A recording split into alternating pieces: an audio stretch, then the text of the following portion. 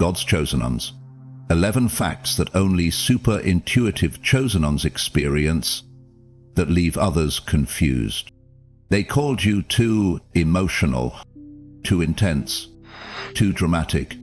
But what if what they called too much was actually divine? What if the anxiety wasn't anxiety, it was discernment? What if the dreams weren't random, they were revelation? What if your sensitivity wasn't a flaw, but the fingerprint of heaven pressed into your soul?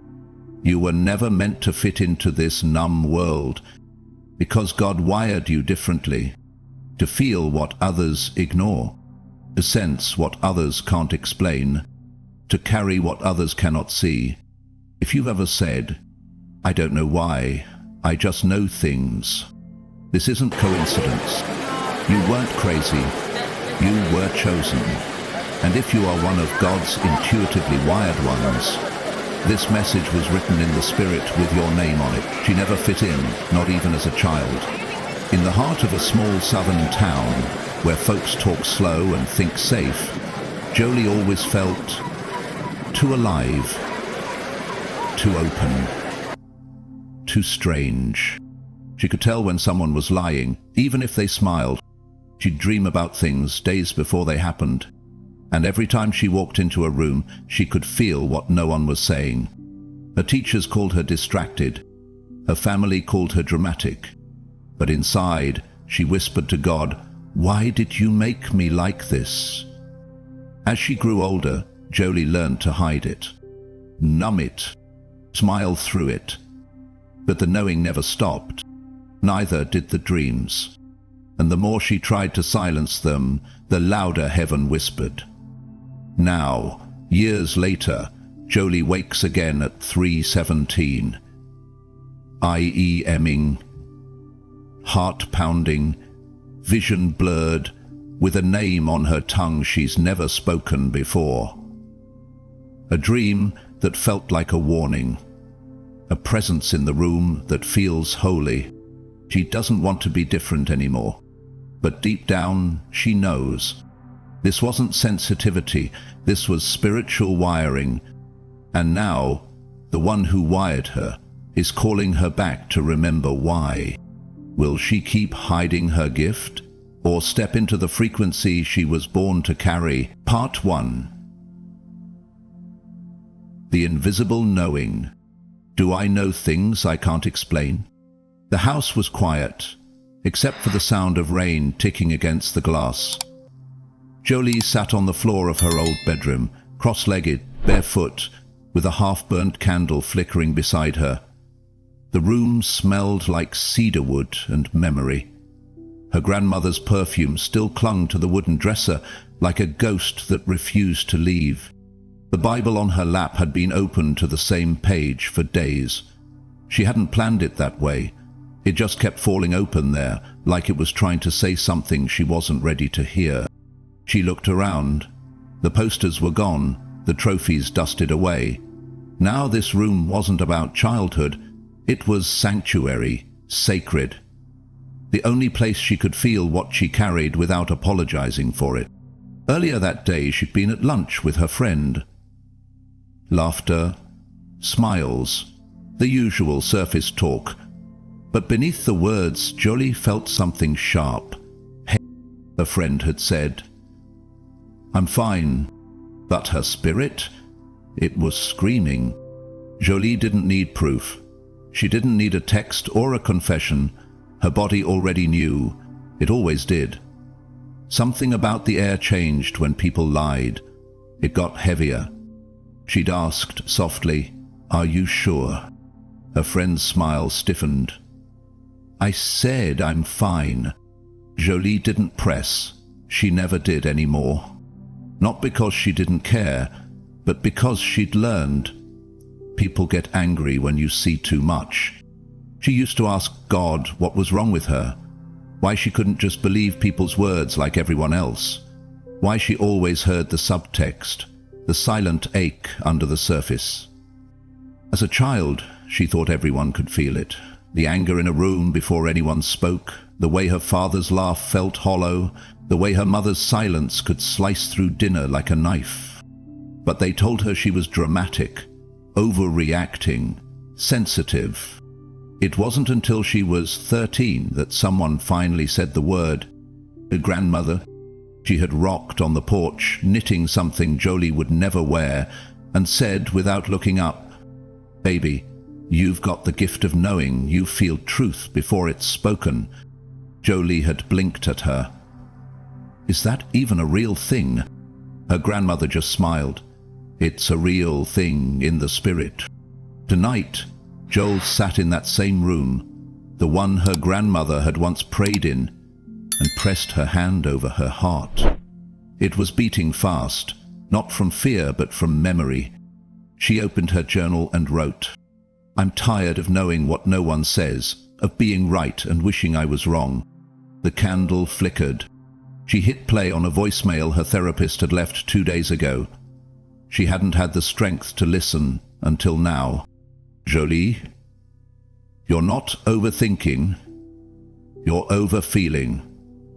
And that's not a malfunction, that's a gift. Your intuition isn't anxiety, it's insight." She closed her eyes. She remembered every time she ignored it, the voice, the sense, the knowing, just to make someone else comfortable, and every time she'd paid for it. She looked down at the Bible again. This time she actually read the words, "You have an anointing from the Holy One, and you know all things." John 2:20. Her throat tightened. Maybe, just maybe, this wasn't a curse. Maybe it was a calling. Her grandmother's voice seemed to rise from the wood. "You ain't broken, child. You're just tuned to a frequency the world forgot how to hear." Jolie whispered into the quiet, "God, did you wire me this way on purpose?" The wind picked up outside. A tree creaked, and somewhere deep in her chest, a warmth unfolded like a response. She didn't need to see it written in the clouds. She already knew, because she'd always known. Part 2. You felt them before they walked in. Your spirit feels presence before your eyes see proof. Jolie wasn't sure why she stopped in the baking aisle. She had come to the store for one thing, almond flour, but now she stood frozen, halfway between the brown sugar and the cinnamon, staring at a box she wasn't reading, heart pounding. There it was again, that feeling. It came like a soft static wave, the kind that pressed gently against her skin, like the air had shifted without warning. She'd learned not to ignore it, because when that feeling came, someone was coming. Someone always came. She gripped the cot tighter, and then, without turning, she felt them enter the aisle behind her. She didn't need to look. The energy moved ahead of the person, like a tide announcing its arrival. It was a man, late 40s, maybe early 50s, wearing a navy sweatshirt and carrying a basket. He didn't look her way, but Jolie already knew. This was the man she had dreamed about 2 nights ago. Not his face, but the scene. The cereal aisle, the blue hoodie, a name she couldn't pronounce.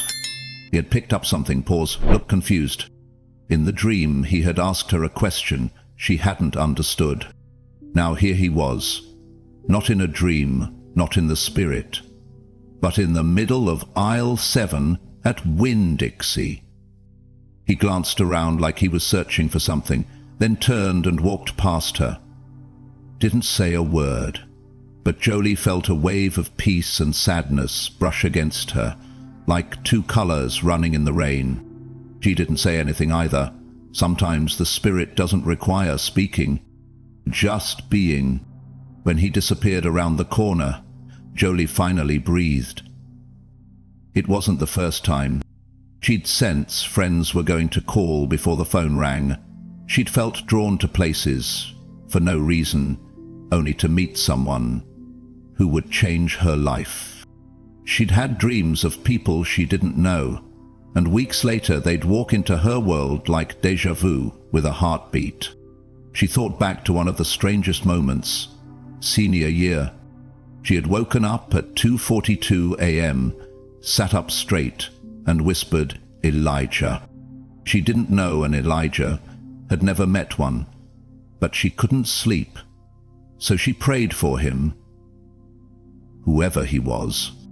3 weeks later, a boy named Elijah transferred into her school, broken, quiet, carrying something too dark for 17. She never told him she had prayed for him before he arrived, but she never forgot it. Jolie picked up the almond flour and turned down the next aisle. Halfway through, she stopped again. This time, it was a child. A little girl, maybe 4 years old, stood beside a display of canned fruit, staring straight at her. Her curly hair bounced as she tilted her head. Jolie offered a gentle smile. "Hi, sweetheart." The girl blinked, then walked up slowly, as if she knew Jolie already. Then, without being prompted, she whispered, "You feel safe."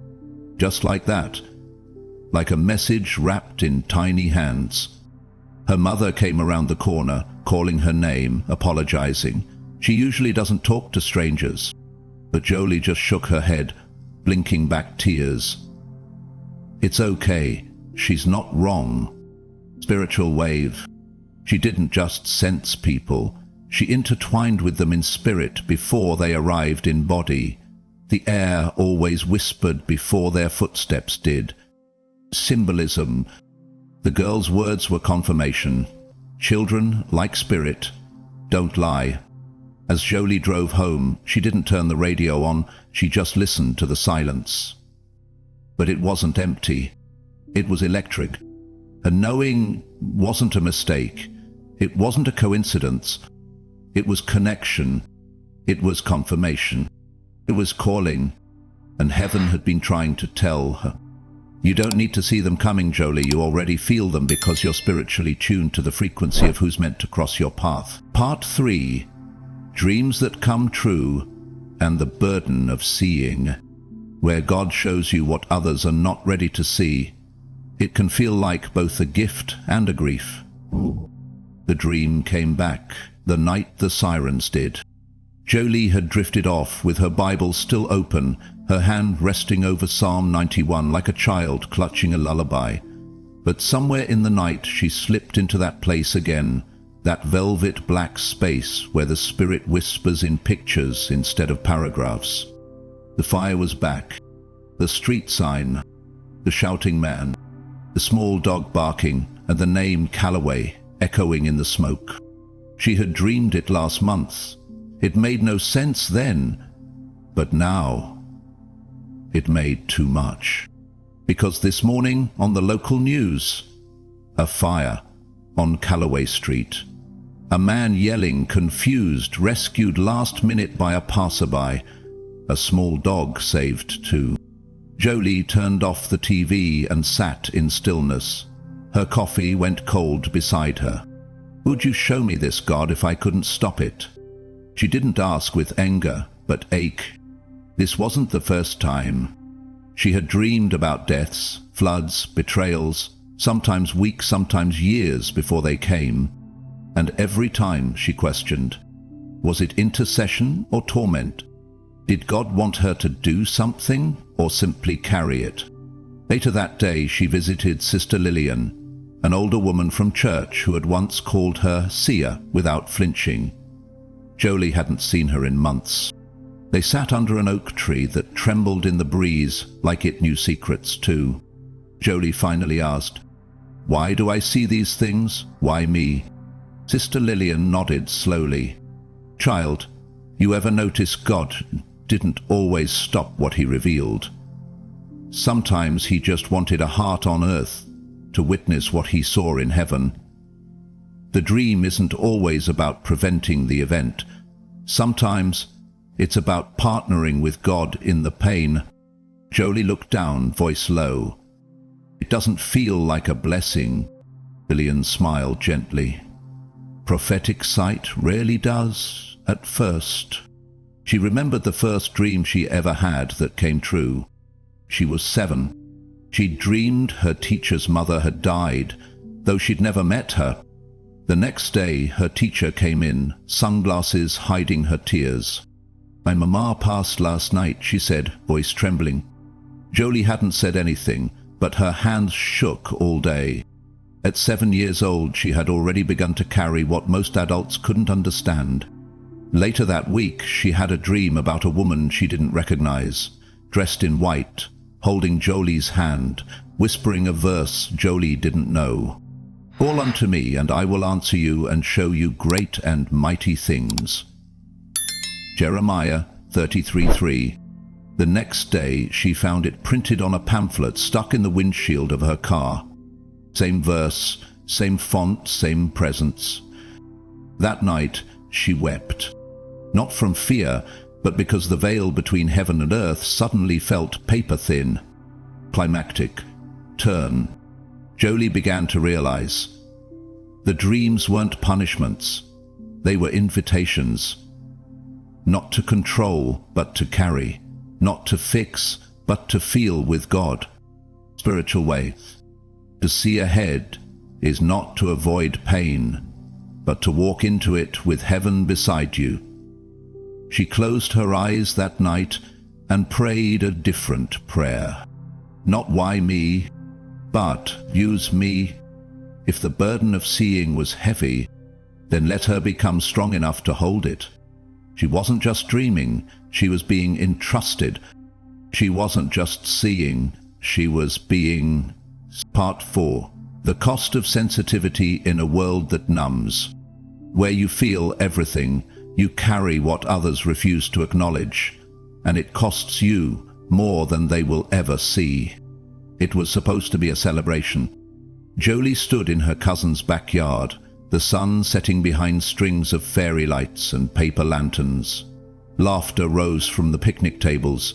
Kids ran barefoot across the lawn, and the music, too loud, too fast, bounced off the wooden fence like it was trying to drown her inner stillness. Someone handed her a plate. "Eat something, girl." She smiled, nodded, took it, but her hands were already trembling. It wasn't the noise, it wasn't the chaos, it was the overload. Every conversation felt like a wave crashing into her chest. She could feel the unspoken pain behind the uncle's jokes, the bitterness behind the aunt's compliments, the insecurity behind the cousin's bragging. It was like standing in an ocean of invisible emotions, and Jolie had no life vest. Her cousin brushed past her, rolled her eyes playfully. "You always get weird at family stuff, just relax." But Jolie couldn't relax, because no one here knew how much she was absorbing, and she was always absorbing. She excused herself and slipped around the house, out of sight. Into stillness. Into solitude. And that's where she found her. A little girl, maybe 6 or 7, crouched behind a hydrangea bush, eyes wide, knees drawn to her chest. Jolie knelt. "Hey, sweetie, are you okay?" The girl looked up with tears in her eyes and whispered, "It's too loud, it hurts in here." She pointed to her chest. Jolie's breath caught. "Me too," she said gently. They sat together in silence, two old souls in different sizes, waiting for the world to quiet down. Jolie thought back to when she was that girl, hiding in closets at school during recess, pretending to be sick just to avoid the cafeteria, crying after birthday parties with no idea why she felt like she'd been hit by a truck. No one had explained it. No one had told her that spiritual sensitivity was real. They'd called it shyness, fragility, social anxiety. But it wasn't fear. It was frequency. And for people like Jolie, empaths, seers, burden bearers, being around too much energy was like being in a room full of screaming instruments, with no way to turn the volume down. Later, after helping the little girl back to her mother, Jolie stood under the stars. The sky was vast, silent, honest. A memory surfaced. Her grandmother again. Some people listen with their ears, but chosen ones, they listen with their spirit. That's why you feel tired around folks who only speak surface. She wiped a tear from her cheek. I'm not broken. I'm just wired deeper. She looked up and whispered, But God, it's hard to be this open in a world that celebrates numbness. And somewhere inside she felt the answer rise. I didn't make you to fit the noise. I made you to recognize the ache and heal it. Spiritual wave. Sensitivity is not weakness. It is sacred discernment, a bridge between heaven and hurting hearts. Climactic realization. Jolie wasn't meant to numb. She was meant to notice. And in a world drowning in distraction, her softness was prophetic resistance. That night she didn't apologize for needing space. She didn't call herself fragile. She curled up under a blanket, lit a candle, and whispered, Thank you for this heart that feels too much, because it means I'm alive in a world that's gone numb. And maybe that was the beginning of her healing. Part 5. The solitude that sanctified you. What you called loneliness was God removing the noise so you could finally hear him. The clock blinked. 3:17 a.m. And Jolie sat upright, breath shallow, skin warm. It wasn't fear. It was presence. For the 5th night in a row, she had woken at the same hour, heart thudding like an ancient drum, eyes burning with tears she hadn't chosen. She didn't try to sleep again. Instead, she pulled a hoodie over her nightgown, stepped into her slippers, and walked out into the night. The grass was cold under her feet. The stars blinked like a secret language only God spoke fluently. The neighborhood was asleep, but something in the air was very much awake. She walked to the edge of the field behind her house, where her grandmother used to take her to pray when she was little. There was no altar here, no choir, no pulpit, only dew-kissed earth and open sky. And somehow it was enough. She knelt, not because it was proper, but because it was the only posture that made sense when your soul was this exposed. She whispered, God, why did you make me this way? No voice answered audibly, but something stirred, not in the air, but in her spirit. A stillness, a warmth. Then words, not from outside her, but through her. Because I needed someone to feel what others ignore. I needed someone who wouldn't run from the ache. Someone who would hear my voice, even when the world drowned me out. You thought you were being isolated, but I was sanctifying you. Jolie broke. Tears fell in silence, not of sorrow, but of recognition. All those lonely years, the empty lunch tables, the skipped parties, the late-night crying spells, with no name and no reason. It wasn't punishment, it was preparation. Her solitude wasn't abandonment, it was a holy appointment with a God who wanted her heart undivided. She looked up. The sky had begun to glow faintly with the hint of dawn, and in that moment, Jolie knew. She wasn't too much. She wasn't overly sensitive. She wasn't too spiritual. She was tuned, like a sacred harp string, to a frequency that called her out of the crowd and into the quiet. Because in the quiet, heaven speaks. Spiritual climax. Solitude was never about rejection. It was God's invitation into divine communion. Her loneliness was a veil pulled back, not to punish her, but to prepare her for prophetic intimacy. Declaration. She wasn't crazy. She wasn't weak. She was chosen, and now, finally, she was home in her own soul. That morning, as light stretched over the field, Jolie whispered one last prayer. Thank you for the silence. Thank you for the dreams. Thank you for not letting me blend in. She stood barefoot on the grass, earth below, heaven above, and finally understood. She had never been alone. She had only been set apart. You weren't too sensitive. You were heaven's early warning system, wired by God to feel what others dismiss. Jolly didn't ask God to make her feel this deeply. She didn't request the dreams, the knowing, the middle-of-the-night awakenings, or the weight of carrying others' unspoken pain. Vitally understands. What the world called fragile, God called faithful. What they labeled emotional, heaven called entrusted. What felt like loneliness was actually leadership in disguise. Her entire life, Jolie had been walking with antennae no one could see, tuned to frequencies only the spirit could explain. And now, she no longer hides it. She honors it. Because the gift of feeling deeply isn't weakness, it's divine wiring. It means you are heaven's echo in a world gone numb. And maybe that's you too. Maybe you felt what others ignore, dreamed what others dismiss, very carried a knowing that had no proof, just presence. If so, you weren't crazy, you were chosen. You weren't broken. You were built for divine assignment. You weren't rejected, you were being refined. If this story echoed something sacred inside you, drop this in the comments. I was wired this way for heaven. Share this video with someone who always felt different. They might finally feel seen. And if you believe this mission matters, support the journey, sow a seed, let heaven lead you. Details in the description.